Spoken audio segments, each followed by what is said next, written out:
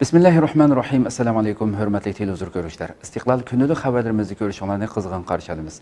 Ben Abdullah Yılgun. Programımızda vatanımız Şarkı Türkistan ve dünyada bulup atkan gün tertipteki haberlerini huzuruna sunuş kılışımız. Kınamızda dıktanlar ekranımız olsun. Şarkı Türkistan'daki Xitay virusunun en yeni ahvali. Atalmış Uyghur Abnum Raylık Səhiyyə Saqlıqını Saqlaş Komiteti bugün e'lon qilgan eng yangi uchurda bildirilishcha, Sharq Turkistonda Xitoy virusi bilan yuqumlanuvchilarning soni 637 ga chiqqan.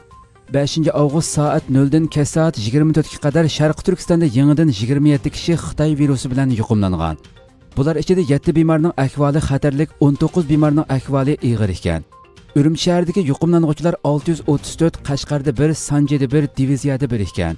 Sharq Turkiston bo'yicha kasallik alomati ko'rilmagan yuqumlanuvchilar jami 130 bo'lib, Urumchida 128, Sanjida 1, diviziyada 1 ekan. Sharq Turkiston bo'yicha ayirib ko'zatilayotganlar jami 17301 bo'lgan. 5 avgust soat 0 dan kech soat 24 ga qadar Sharq Turkiston bo'yicha salomatlikka asliga kelgan bemorlar 83 ga, yangidan yuqumlanuvchilar 27, kasallik alomati ko'rilmagan yuqumlanuvchi 130 bo'lib, ular ichidagi 128 bemor Urumchida ekan. Xitoy Sharq Turkistonning boyligini kuchab bulang-talang qilmoqda. Atalmış Xinjiang gazetining 3 avgust bergan xabarda bildirilishicha, Xitoy tajovuzchilari har kuni Sharq Turkistondan 10 ming vagon boyliqni Xitoy o'lkalariga yo'tkazmoqda ekan. Xitoy temir yo'li Urumchi idorasi guruhi cheklik shirkatining oshkorlashicha, 7 ayning 22 kundan 8 ayning 1 kunigacha Sharq Turkistondagi temir yo'lda kundalik yuk qachilangan vagon soni uda 11 kun 10 mingdan yuqori bo'lishini saqlab, kundalik vagonga yuk qachilash tarixiy rekordini yangilagan. Xitoy temir yo'li Urumchi idorasi guruhi cheklik shirkati Tush bo'limining mas'uli muxbirga 8 ayning 1 kuni 10500 vagonga yuk qachilab, tarixiy yangi saviya yaratdik degan. Agar shu kuni yuk to'shigan 10500 vagon bir-biriga chetilsa, umumiy uzunligi taxminan 130 kilometrga yetishi mumkin ekan. Bildirilishicha, har kuni 10 ming vagondan qachilab yo'tkilayotgan boyliqlar ko'mir, metal rudasi, paxta qatorliq mahsulotlar ekan. Xitoy temir yo'l tarmoqlari yaqinqi yillardan beri Sharq Turkistonning qazilma boyliqlarini Xitoy o'lkalariga yo'tkaz salmoqini oshirgan. Ma'lum bo'lishicha, Sharq Turkistonning shimoliy rayonining paxta, ximiya sanoati qatorliq mahsulotlarini Xitoy o'lkalariga yo'tkaz salmoqini oshirishga ergashib, Urumchi g'arbiy vokzali poyezdlarni kutib oladigan, yo'lga soladigan, gruppalaydigan eng cho'ng portga aylangan. Ma'lum bo'lishicha, yaqindan beri Xitoy virusi hamda xalqaro jamiyatning Xitoyning savdo sohasida embargo yurgizish, Xitoy o'lkalarida orqa-orqadan yuz bergan ofat qatorliq omillar sababli Xitoy iqtisodida chekinish bo'lgan. Xitoy o'z ehtiyojini qamdash maqsadiga yetish uchun Sharq Turkistonning boyliqlarini kuchab bulang-talang qilishga boshlagan. Mike Pompeo Uyg'urlar uchrayotgan fojialarga endi xotima berish kerak dedi. Xitoy rejimining Sharq Turkistondagi qattiq-qo'lliq bostirish siyosatlarini tashqi dunyo orqama-orqadan 21-asrdagi yangi qirg'inchilik deb atayotganda, buningga qarshi sadolar barg'ansari yuqori pallaga chiqishga boshladi. Amerika va Kanada hukumatlarining bu masala haqidagi maydonimi barg'ansari keskin tus olishga boshladi. 4 avgust kuni Amerika tashqi ishlar ministri Mike Pompeo o'zining Twitter betida videolik nutq so'zlab, Uyg'urlar masalasini alohida ta'kidladi hamda buning Amerika-Xitoy munosabatidagi muhim nuqtalarning biri ekanligini yana bir qatim eskartdi. U so'zida Uyg'urlar duch kelayotgan fojialarning mushu asrdagi eng zo'r haqlar dafsandichiligi ekanligini, shu sababdan o'zlarining Sharq Turkistondagi zulm va bostirish harakatlariga chetishlik bir qism shaxslar va muassasalarga jazo e'lon qilganligini, buningdagi asosiy muddaoning Xitoy rejimi ijro qilayotgan majburiy emgak, majburiy tug'mas qilib etish degandek bir qator qabih qilmishlarga chek qo'yish ekanligini bayon qildi. U agar Xitoy rejimi dunyoning siyosiy sahnasidagi faoliyatlarga ishtirok qilishni istasa, bu xildagi qilmishlardan qo'lini tortishi lozim dedi. U yana Sharq Turkistondan kelayotgan paxta mahsulotlariga chetishlik ta'minot zanjiri masalasini alohida o'ylash haqida Amerika va Yevropadagi savdo shirkatlariga alohida chaqiriq qildi. Shu kunning o'zida Kanada parlamentining a'zosi Garnet Jaynes o'zining Facebook betida Kanada parlament binosidagi guvohlik berish yig'inida Uyg'urlar haqida so'zlagan nutqini ham baharladi. U nutqida Uyg'urlar duch kelayotgan fojialarning haqiqiy ma'nodagi qirg'inchilik ekanligini bir necha jihatdan tushuntirib, Sharq Turkistondagi voqealar irqiy va milliy alohidlikni bahona qilgan bir qatimliq qirg'inchilikning mushu minutlarda davom qilayotganligini ko'rsatmoqda dedi. Shundaqla Kanada hukumatini hozirgidanmi kuchlik bo'lgan tadbirlarni elish orqali hargiz qaytalanmaydi degan tarixiy va'dani amalga oshirishga chaqirdi. Aqsu viloyatiga 2000 Xitoy qabul qilish e'loni g'ulg'ula qo'zg'adi. Milyonlagan Uyg'urning lagerlarga qamalib, g'oyat zo'r ruhiy va jismoniy qiyin qistoqlarga duch kelayotganligi butun dunyoga ma'lum bo'lib atganda, Aqsu viloyatlik hukumat Aqsu viloyatining 2020-yili o'qish bitirgan Xitoy oliy maktab o'quvchilarini ishga o'rinlashtirish loyihasini e'lon qildi. Xitoy rejimi boshqarishidagi Xinhua agentligining 5-avgustdagi xabarda aytilishicha, bu loyiha bo'yicha 2000 dan ortiq oliy maktab o'quvchisi 3 ga yo'lak bo'lish, birini qo'llash chaqiriqi bo'yicha kasbiy o'rinlarni o'z ichiga olgan 109 idoraga kadrlikqa qabul qilindi ekan. Bu turkumda xizmatga qabul qilinganlarga maosh va turli sug'urta jihati zo'r e'tibor qilinadigan bo'lib, maoshdan sirt har bir kishiga yiliga 40 ming so'm turmush qo'shimcha yordam puli berildi ekan. Xabarda buning oliy maktabni bitirgan o'quvchilarni tezroq xizmatga o'rinlashtirish yuzasidan o'tirg'a chiqqan tadbir ekanligi ta'kidlangan. Halbuki muhojiratdagi Uyg'ur faoliyatchilari bu tadbirlarni tanqidlab, buning oshkora holda mustamlakachilik siyosatining mohiyatini namoyon qilganligini ko'rsatdi.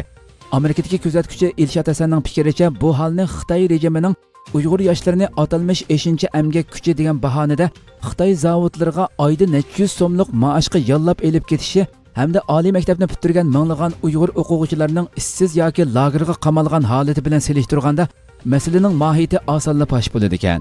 Bo'libmi millionlagan Uyg'urlar majburiy emgakning qurboni bo'lib, haqsiz yoki intayin tuvan ish haqqi bilan zamonaviy qullar emgakini davom qilayotganda, Aqsu viloyatining buncha ko'p sondagi Xitoy kadrini yuqori maosh va boshqa alohida ta'minot bilan xizmatga elishi amaliyotda Aqsudagi Uyg'urlarni boshqaradigan amaldorlar qo'shunini texmi zo'raytidi ekan.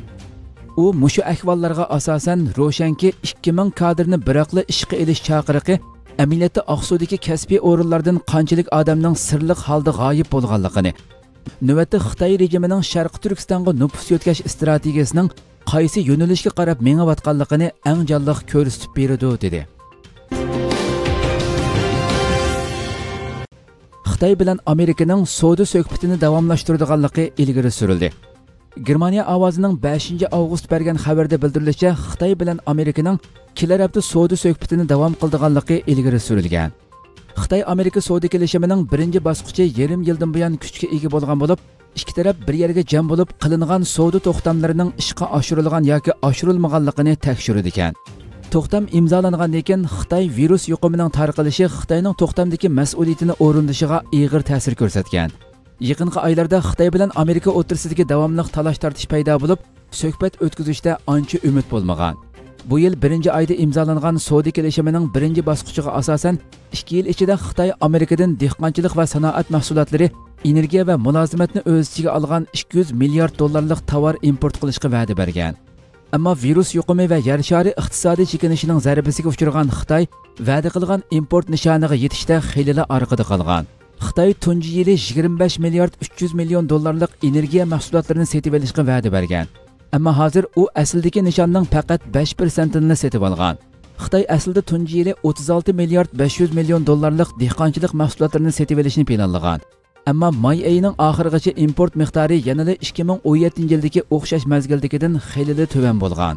Navbatda Xitoy bilan Amerika yangi so'g'uq urushiga qadam qo'ygan bo'lib, ikki taraf virus yuqumi, Uyg'ur masalasi, Hong Kong masalasi va Microsoftning TikTokni sotib olish masalasida qattiq qarshilashgan.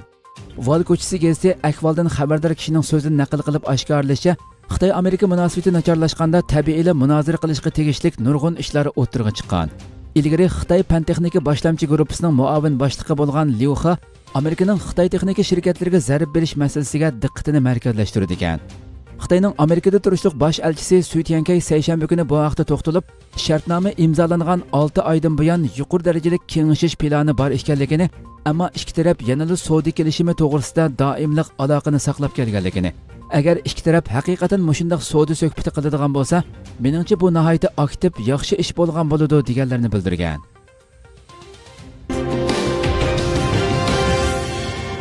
Germaniyaning Siemens shirkati Sharq Turkistonning vaziyatiga diqqat qilayotganligini bildirdi. Yaqinda Dunyo Uyg'ur qurultiyi bilan tahdid ostidagi xalqlar jamiyati Germaniya Siemens shirkatining Myunxendagi bosh shtabi oldida namoyish qilib, bu shirkatning Sharqi Turkistondagi savdosi va uning Xitoy elektronik texnologiya guruhi bilan bo'lgan hamkorligini to'xtatishni talab qilgan. Bu tashkilotlar mazkur shirkatning mas'ullariga maktub sunib, o'zlarining bu jihatdagi andishalarini ifodalagan. Ularning ta'kidlashicha, Xitoy elektronik texnologiya guruhi Sharqi Turkistonda Uyg'ur, Qozoq qatorliq yerlik millatlarni nazorat qilayotgan bir xil alohida nazorat yumtadini ishlatmoqda ekan. Zeminis 2018-yili Xitoy elektronik texnologiya guruhi bilan bu xil nazorat yumtalini texnik taraqqiy qildirishga oid bir texnika hamkorlik kelishimi imzolab Xitoy bilan hamkorlashgan. Lekin bu shirkatning radioga ta'kidlashicha, ular bu masalaga nihoyat jiddiy qaramoqda va vaziyatni yaqindan kuzatmoqda ekan. Zeminis 5-iyul Erkin Osiyo radiosiga bergan bu vaqtdagi yozim bayonotida majburiy emgakning har xil shakllarini va kishilik huquq dafsandichiligiga ishtirok qilishni rad qilganligi, bu xil qilmishlarga Zeminisning zavod va tarmoq ishxonalarida yo'l qo'yilmaydiganligini ta'kidlagan. Bayonotda ta'kidlashicha, Zeminis Sharqi Turkiston va Hong Kong vaziyatiga diqqat qilmoqda. Shundaqla bu rayonlardagi jiddiylikning tinch hal bo'lishini umid qilmoqda ekan. Ammo ular bayonotida muxbirning ba'zi halqiliq savollariga javob bermagan. Radio 4-avgust ularga avatgan xatida Zeminisning kishilik huquq tashkilotlariga nima deydiganligi, uning Sharqi Turkistondagi savdo faoliyati Xitoy shirkati bilan bo'lgan hamkorlik turini qanday qiladiganligi, uning harakatining kishilik huquq prinsiplariga va 2-dunyo urushidagi tarixiy saboqlarga qanchalik mos keladiganligini so'ragan. Zeminisning bayonotchisi Yashar Azad 5-iyul telefon ziyoratini qabul qilib, uning Xitoy elektronik texnologiya guruhi bilan bo'lgan hamkorligining ishlab chiqarish bilan cheklanganligi, hamkorlikning nazorat texnikasiga chetilmaydiganligini bildirgan.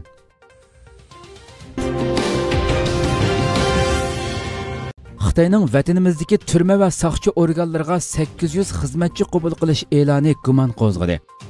Xitoy doiralari 4-avgust kuni undidor sifatida uqtirish chiqarib, turma sistemasiga jamiyatdan 800 nafar xizmatchi qabul qilganligini, buning 530 nafarining erlari bo'lganligini aytgan.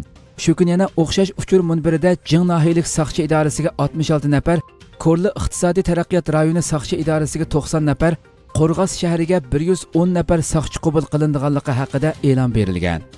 E'londa bu qitim qabul qilingan soqchilarning oylik maoshi 4000 so'mdan 8000 so'mgacha bo'ladiganligi aytilgan bo'lib, qabul qilish surikining birdek son to'shqichi bo'lganligi aytilgan. Ba'zilar bu ahvolga qarab, navbatda soqchilikqa o'zini ma'lum qiladigan kishilar ko'p emas. Yana kelib soqchi bo'lishni xohlaydiganlar texmi oz bo'lishi mumkin deyishmoqda. Xitoy rejimi yaqinqi mezgillardan buyon har qaysi joylardagi atalmish kasbiy tarbiyalash maktablarining taqib etilganligini ta'kidlayotgan bo'lib, bir qism Uyg'ur faoliyatchilari Xitoy rejimining yolg'on aytayotganligini, navbatdagi har bir nahiyada yuzlab soqchi qabul qilishning buning dalili ekanligini bildirdi.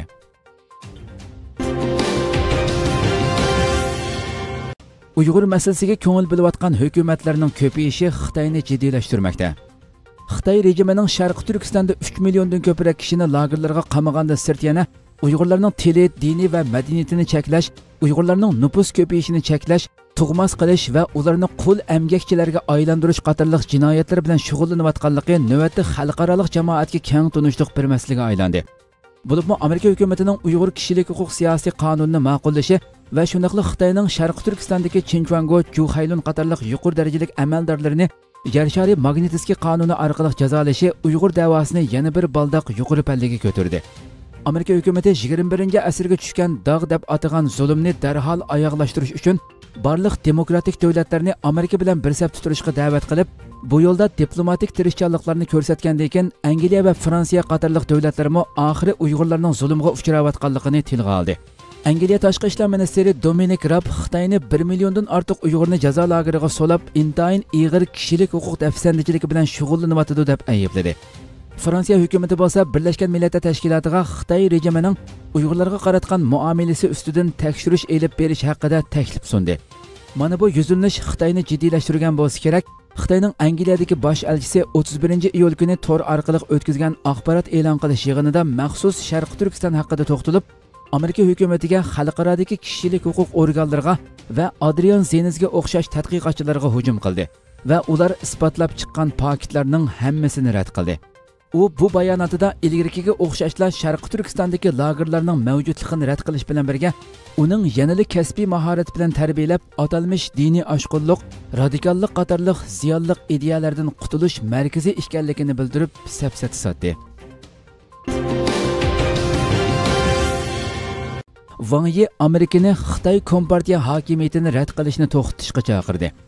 Fransiya ovozining bugungi xabarda bildirilishicha, Xitoy tashqi ishlar ministri Wang Yi bayonot e'lon qilib, Amerikaning Xitoy Kommunist partiyasining rahbarligini rad qilish qilmishini to'xtatishga chaqiriq qildi.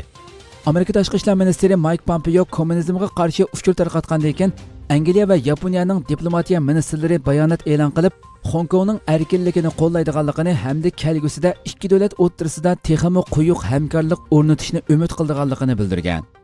Angliya tashqi ishlar ministri Len Tobin va ziyoratga kelgan Yaponiya tashqi ishlar ministri Toshimitsu Motegi tunugun bayonot e'lon qilib, Yaponiyaning Angliyaning yaqin do'sti, Angliyaning Osiyodagi asosliq bexatarlik hamrohi ekanligini, har ikki taraf Xitoy virusiga o'rtaq qarash turish, klimat o'zgarishi hamda Hong Kongning erkinligi qatorliq masalalar bo'lmasin, hammada mo'rini mo'riga tirab mangdiganligini bildirgan.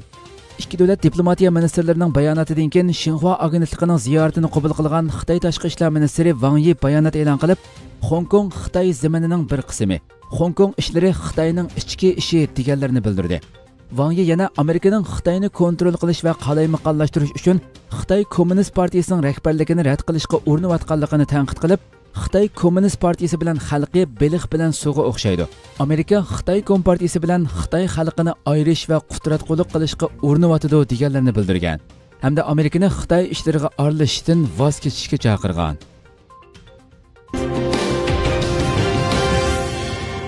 Turkiyada Xitoy virusi bilan yuqumlanuvchilarning soni 1000 dan oshdi. 5 avgust kech soat 9 da Türkiye Cumhuriyeti Səhiyyə Ministri Fahrettin Koca Türkiyədə Xitoy virusi bilan yuqumlanğuchilarning 1178 ga yetganligini e'lon qildi. Ministr Fahrettin Koca Twitter hisobida uchur yo'llab, virus bilan yuqumlandi deb gumon qilingan 53842 kishini tekshirish orqali yangidan 1178 kishining virus bilan yuqumlanganligining aniqlanganligini.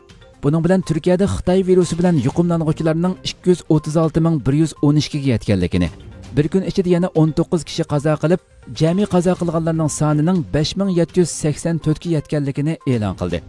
Fahrettin Koca yana oldingi kuniga qaraganda 95 kishining ko'payganligini, 24 soat ichida 54 ming kishining tekshirilganligini, bir kun ichida salomatligi asliga kelgan bemorning 1015 bo'lganligini, hamma kishi birlikda tadbir elishning muhim ekanligini, ijtimoiy masofa, maska taqash, qo'l elishib ko'rishmaslik qatorliq tadbirlarga sal qaramaslik kerakligini ta'kidladi.